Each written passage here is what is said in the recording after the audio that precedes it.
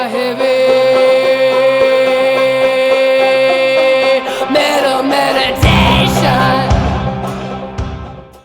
here with David, the leader of Juice Crew. How you doing, David? I'm doing good. Thanks for having me. Yeah, thanks for having me. So, tell me a little bit about your upbringing here in Oregon. Yeah, so first and foremost, I was adopted. I was adopted as a baby from Texas. I was adopted into a white family. I had white parents in McMinnville, Oregon, very rural part of Oregon. Grew up in a conservative Christian household. Grew up with a very structured upbringing. Yeah. Yeah. So, what was it like being a person of color in rural Oregon growing up? It's not a very diverse place. Oregon's not diverse, and rural Oregon has almost zero diversity. The black student population in my high school when I graduated was 0.9%. There was very few of us. So growing up in Oregon, in McMinnville, as a black person was really, really interesting because first off, like, I didn't have a community of other black people. And second off, especially growing up as adopted in a white family, it's kind of like that nature versus nurture thing. Like, my nurture, I was brought up in a white household, so I had like a lot of, I was brought up in a white household, and people, when people see me, right, they see me as a black person, and so there's this expectation about how I'm supposed to act, how I'm supposed to talk, and when that didn't meet their expectations, it went two different ways. The first way was like, you're the whitest black person that I know, which is a terrible thing to say to anybody. Or the second person is like, oh, you're like one of the good ones, which is equally as terrible to say. And so that was always, there's like this identity versus role confusion. That happens to actually like a lot of adopted people, especially when they're adopted into different cultural households, of trying to figure out who they are, like who they actually are and not what society thinks that they should be, right? And then just trying to understand dynamics, like social dynamics of why things are different. Like, for example, when people would come up to me and ask me if I spoke English, of course I speak English, or being refused service at stores, or people actually refusing me to give them service because of my skin color, or then there's other things like, in high school, one time I came out of school and I had white power written on my car. And at that time, because I didn't have a community, and I wasn't empowered in my skin, and I was going through this whole like identity versus role confusion, I didn't raise my voice loud enough, as I should have. And looking back, like, that's a time that I really wish that I would have done something. And that's like, if I could go back in time, I would definitely have made that such a bigger issue. Yeah, I mean, the other instance, which I thought it just happened a few years ago when I went back to McMinnville, and kind of reminded me, yeah, this is still McMinnville, is I went out with some friends to a bar, and we all left at the same time. I was the only person of color. We all got into our cars, and I started driving, and I got pulled over, and the cop gave me a sobriety test. I had nothing to drink that day whatsoever, and he singly picked me out just because of my skin color. So yeah, that's what it's like growing up in a rural town, being a person of color. Wow. Yeah. So for the listeners and readers to understand, Oregon's total population of African Americans is 2%, and Portland is a whopping 5.7% as of 2019 census. Of course, it doesn't account for everybody, but that gives you a general sense of the lack of diversity here in Oregon. Oregon's first constitution was written with the first laws that were written were 3 black exclusion laws, prohibiting African Americans from moving to Oregon. They also wrote I think it's the Peter Burnett's Lash Law. So if any African American that refused to leave their already made home they were subject to lashing. So this is what has like started the original cultivation of a white-only region and a white-only state, and why it lacks so much diversity. And because of this, a lot of people of color that do live here, from my experience of talking to them, a lot of people have, they had a voice, but they were never empowered behind it, and they are now finding their voice through this movement since George Floyd's murder. And I feel like you're definitely one of those. And what would you say that finding your community finally of people of color here in Portland is a regular Black Oregonian's experience? And what was that experience like?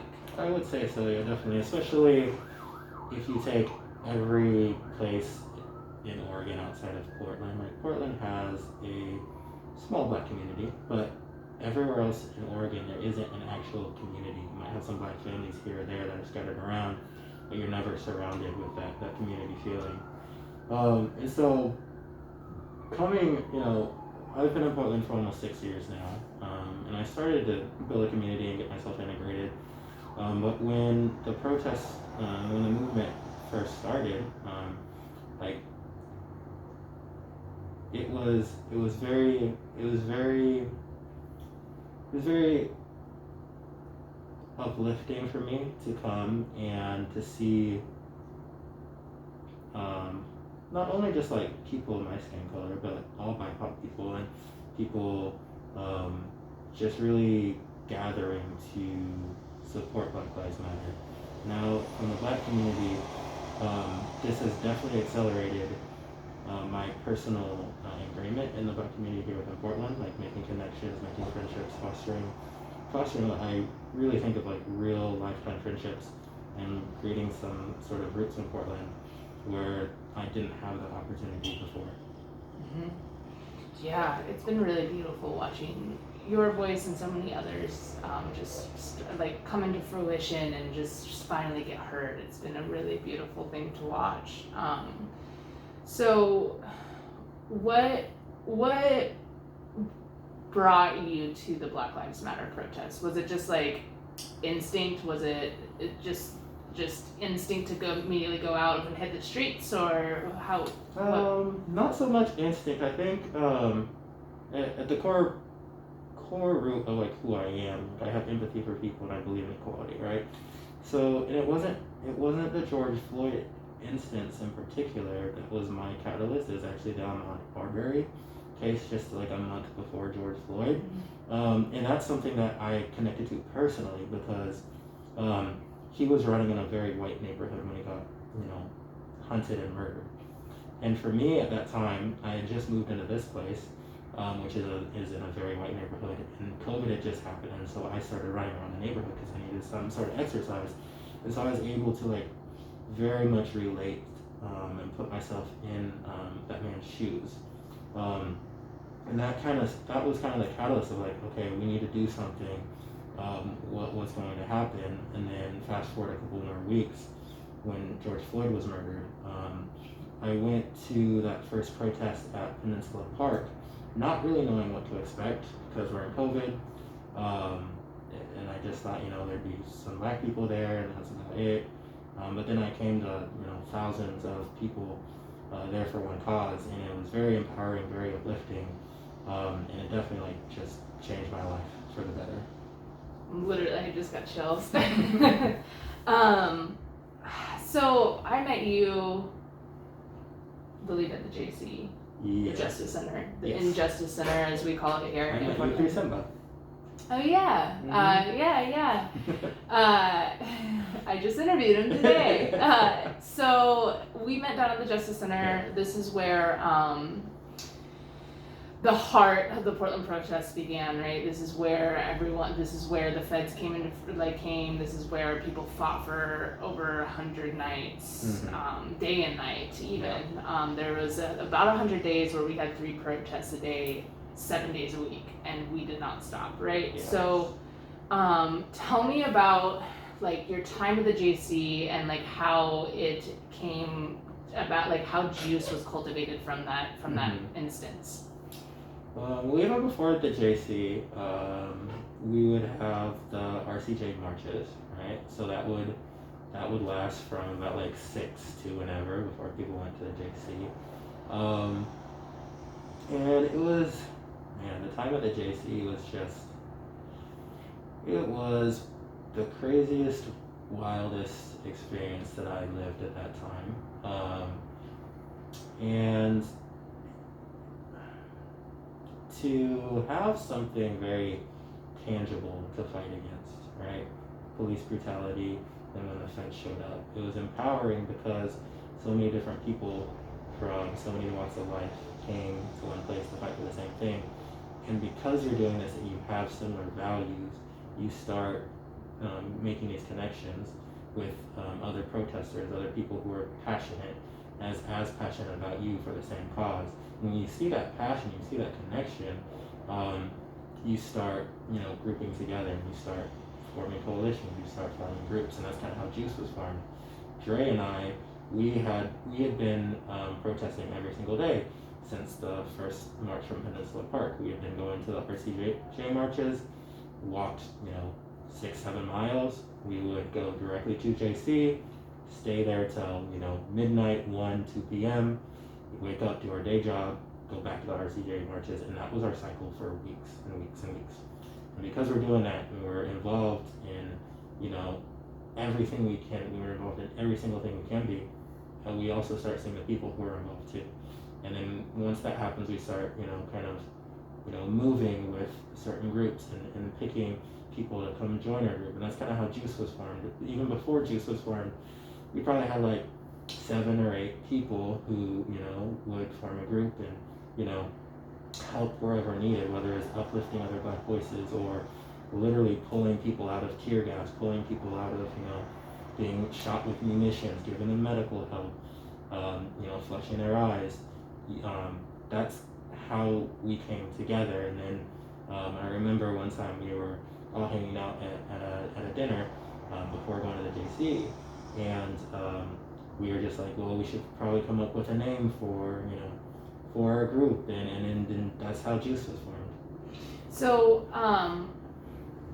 So tell me about what Juice Crew was doing in the JC and is doing. What is their role in the movement, would you say? I'd say the role of Juice has evolved throughout the movement. When we were at JC, we were primarily de-escalators, protesters first. De-escalators and medics and evac if needed as well.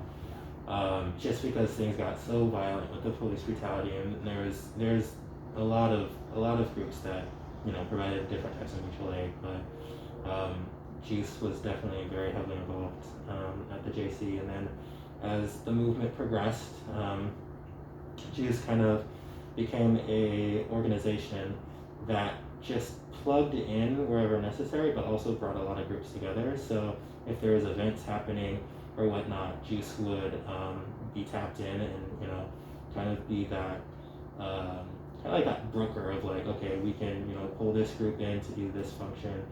We can tap in this group to provide support in some sort of way.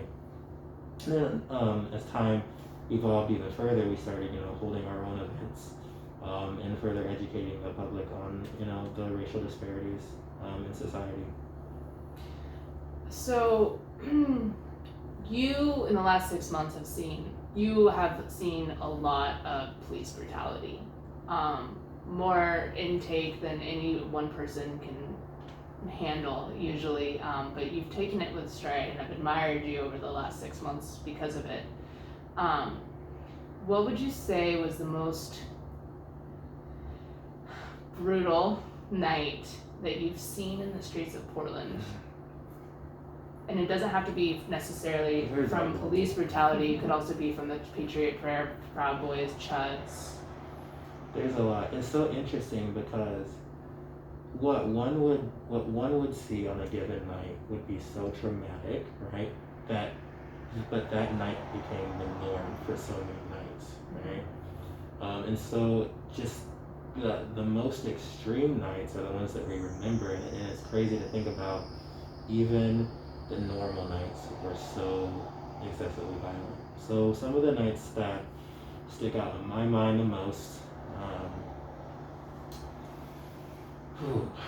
there was July 4th, which A big pivotal night here it in was Portland. a big pivotal night here in Portland, and the messaging that night was that this was not a day of independence. That day was marred just for so many different reasons, but we got pushed by the police, we got tear gassed, we got beaten, we got shot with munitions all the way from downtown all the way to the waterfront. They tried to cut us multiple times. That was a night that I was probably out till 3 in the morning. Another night was one of the nights where the feds started kidnapping people, and it was mostly traumatic for me because it seemed like a normal night of what was normal back then of being tear gassed and everything, but then we had to hide in a parking garage until 4 in the morning because we were afraid that if we stepped out on the street that we would be kidnapped, and who knows what would happen after that. And that's the night that they actually peddled at Pioneer Square and kidnapped people in Utah. Yeah, Which is at the time we didn't know where those people were going. We had no idea. People weren't being released. There was no names. There was nothing. Mm-hmm. Yeah. And then probably the most traumatic night for me was the night where Dre got shot in the head with the munitions. Just because as we're running to, we got split up as a group, and then we're trying to figure out what happened. And I turn the corner and I see, Dre being helped to the sidewalk and Danielle was with him, and like a bunch of medics were being rushed to the scene. And I walk up and I run up to him, and he literally looks at me and he tells me to take care of his children because he thought he was gonna die. Yeah. I've known Dre for we've been friends for almost 9 years now, and he is the fiercest warrior I've ever seen. Yep. So to see the fear in his eyes at that moment, that was rocking for sure. Yeah, that was a big eye opener that night. So you and Dre and Danielle have become the leaders of Juice Crew.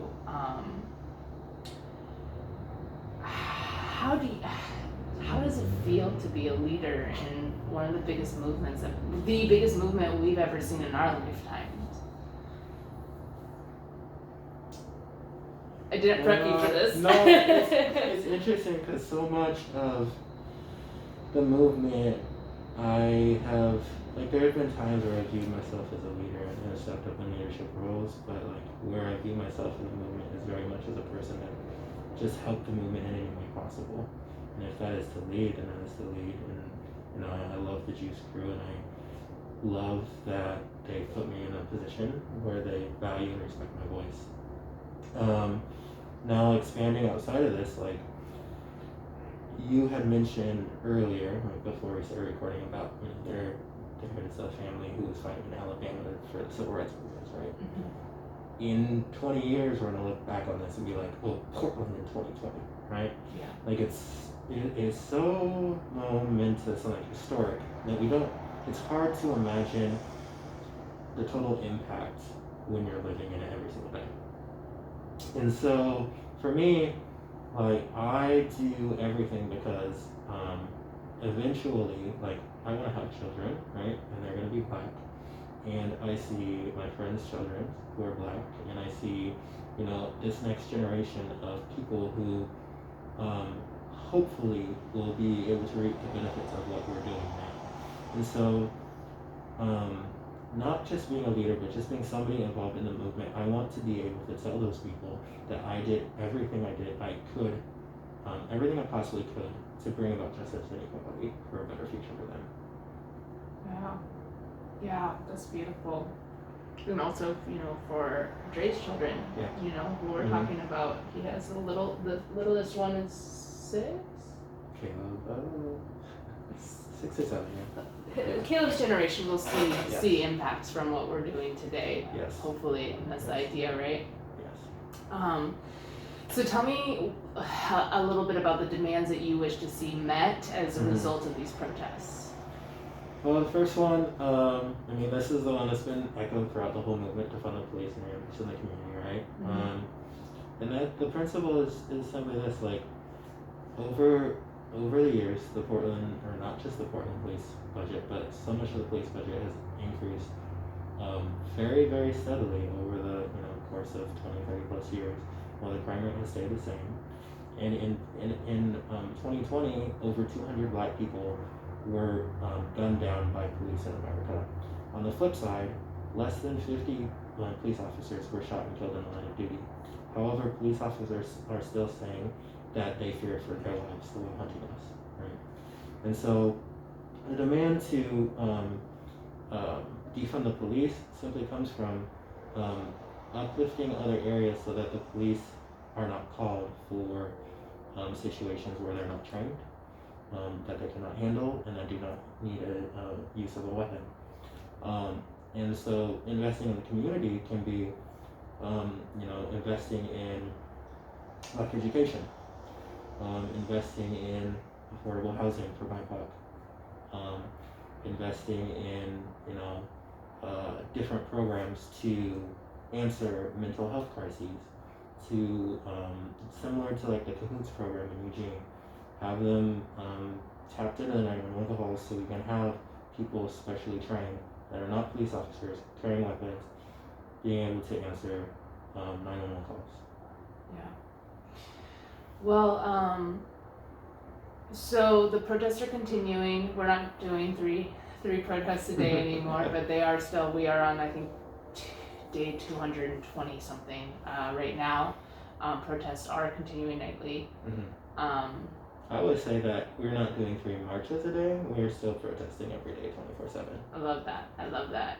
And so obviously that will continue. Mm-hmm. What do you see in store for Juice Crew as well as yourself in 2021? Mm-hmm. Well, I think first and foremost, there's this misconception that Black Lives Matter is like this political enigma, right? And I will say the Black Lives Matter movement is not political.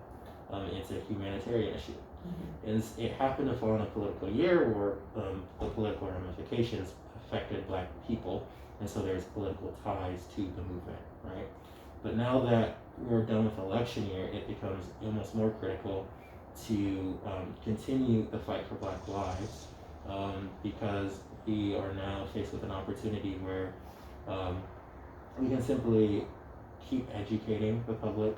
We can really hold the new politicians and lawmakers accountable. There's different things happening in 2020 locally that we can change from a local, state, and Portland level. And so just I think Juice's role in that is to continue to engage any and all conversations for Black Lives Matter. That's not something that a certain section of this movement is doing right now, that Juice is kind of going against the grain with, is really trying to tap into incremental groups, incremental people groups, and organizations who are with the cause and with the movement to create necessary change. Beautiful, powerful words. Well, I appreciate you having me. I appreciate serving by your side in this movement, and just I'm honored to have you as one of my leaders. I appreciate you. Yeah, thank you so much for having me, and I know this won't be the last time that we'll have an interview. Good. There's a lot of things in the works. I'm looking forward to it. Yeah. Okay, well, thank you, David. I appreciate you. Thank you. Kwekwe Sagidwin. Traveling with Bones is Indigenous Glass approved. Traveling with Bones is Juice approved. Black Lives Matter, y'all. Traveling with Bones is Fish Guts approved. Meditation.